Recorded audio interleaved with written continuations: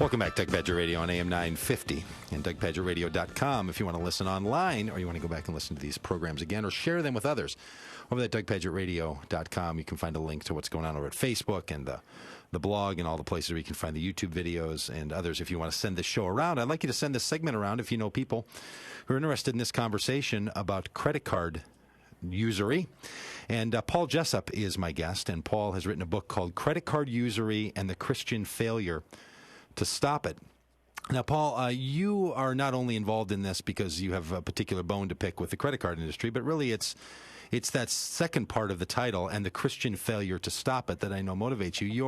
Your day job, other than being a watchdog on the credit card industry, is you are the bishop of the Orthodox. You are a bishop in the Orthodox Church. Do I understand that correctly? Well, my day job is also as a lawyer, but I also serve as a bishop in the Orthodox Church, and I serve as a spokesperson for Metropolitan Methody of Ukraine here in the United States. Yeah, I don't know what that is. That organization. What is that? What is that organization? I'm not familiar with the structure of the Orthodox Church. Tell us about how that structures. A metropolitan in the Orthodox Church, I would say, is comparable to a super cardinal in the Catholic Church. Oh. And Ukraine is primarily an Orthodox country. There are four main churches in Ukraine, and my branch of the Orthodox Church is the third largest branch of Christianity in the country, and it has, as immigrants came to this country looking for a new life and betterment, they took, of course, their faith with them, right. And so there is and I'm sure you know, living in Minnesota, there is a Ukrainian population there. Yeah. Uh-huh.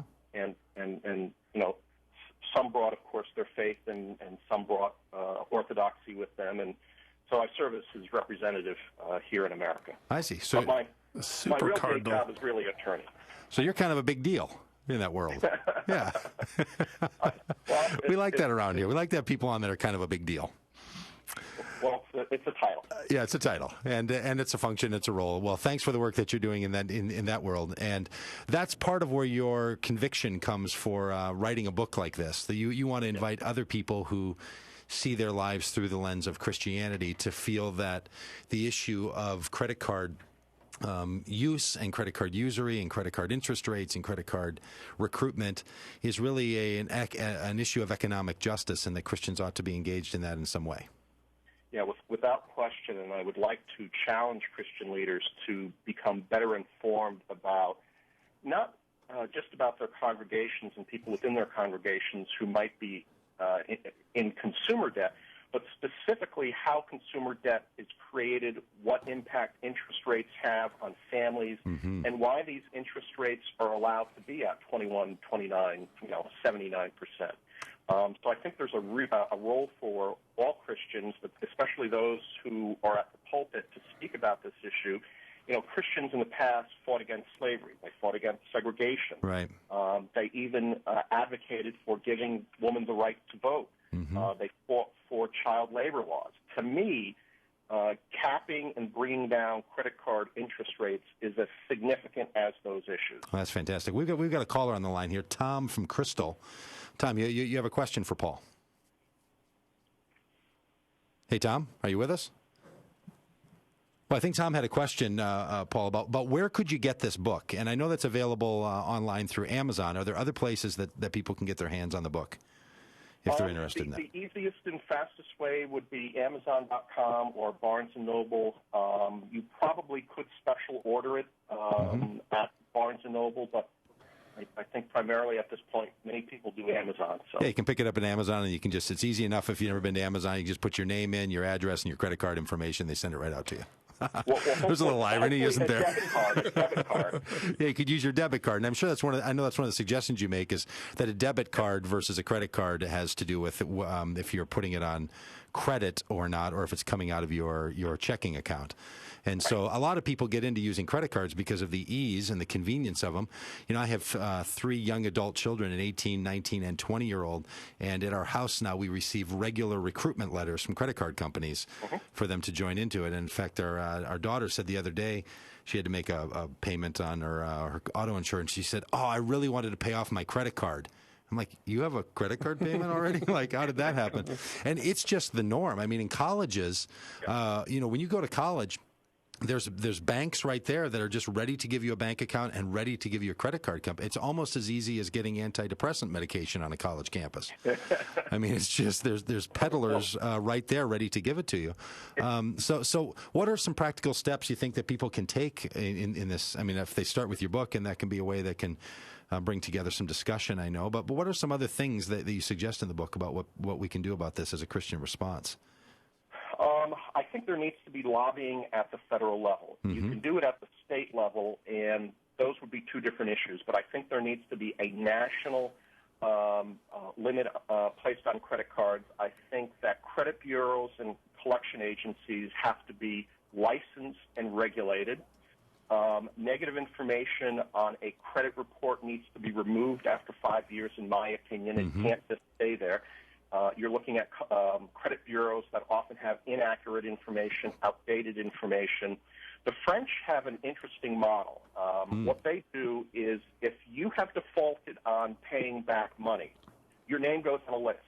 The minute you have settled that debt or paid it off, your name comes off that list. And I think that's fair, that's appropriate.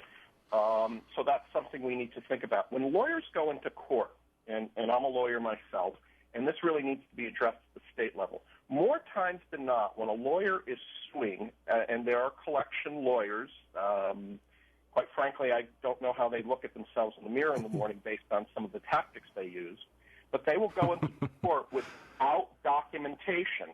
And courts have gotten into a process of saying, well, lawyer shows up, lawyer, we're going to give lawyer the benefit of the doubt without documentation, and there are judgments being made against people for debt that we don't even know if they owe, and sometimes debt has been sold so many times down the road, there's no paper trail. Yeah, right. But a lawyer can show up to court without one piece of paper and say, so-and-so owes $5,000. Yes. Often people are not even properly served. People don't even know they're being sued. And I don't know if you know what's happening in Minnesota, and there's a big movement against this.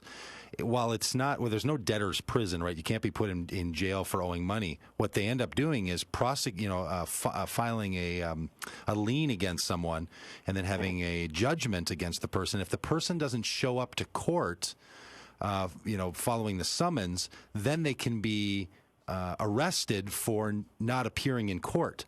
So there's people in Minnesota who are in jail because they didn't show up at court based on a charge against them in a civil suit owing money to credit card companies. And it's a functional debtor's prison, and it's just come to light in the last month or so here through some reporting in the Star Tribune. And you might find that interesting as well. And it's happening all over the country, unfortunately. It's really a problem. There was a study done in New York City by the New York City Bar Association, and they said that something like 60% of all service of process done by consumer debt attorneys was done improperly. Well, Paul, thanks a lot for your book. And folks, if you want to know, this is the organization I mentioned before. It's called 10%isenough.org. Spell out all those words. So you use the number 10 and then percent is enough. 10%.org. They're trying to put an end to this too at a national and a state level. Paul, thanks so much for your book. Folks, you should pick up this book. It's one worth getting. Christian or Credit Card Usury and the Christian Response. Pick that up. Paul Jessup, thanks for being on the program today. Thanks so much, Doug. Hey, folks, we're going to be back here after the break with Austin Carty. Austin was on Survivor. He's also got a great little book out. So hang on with us, and we'll be back with Austin Carty here after the break on Doug Pagitt Radio on AM 950.